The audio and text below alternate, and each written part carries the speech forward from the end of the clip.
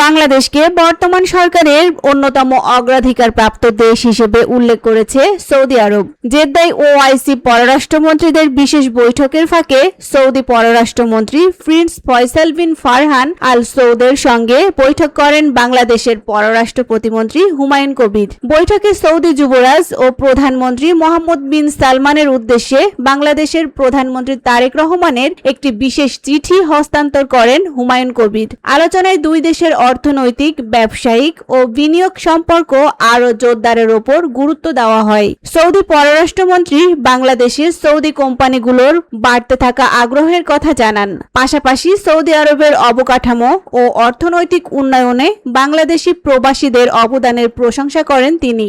আগামী অক্টোবর মাসে বাংলাদেশের প্রধানমন্ত্রীর রিয়াদ সফরের সম্ভাবনা রয়েছে।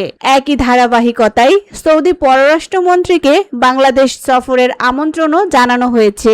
এর পাশাপাশি সৌদি আরব, তুরস্ক ও পাকিস্তানের যৌথ প্রতিরক্ষা চুক্তি মক্কা চুক্তিতে বাংলাদেশের অন্তর্ভুক্তির বিষয়েও আলোচনা চলছে।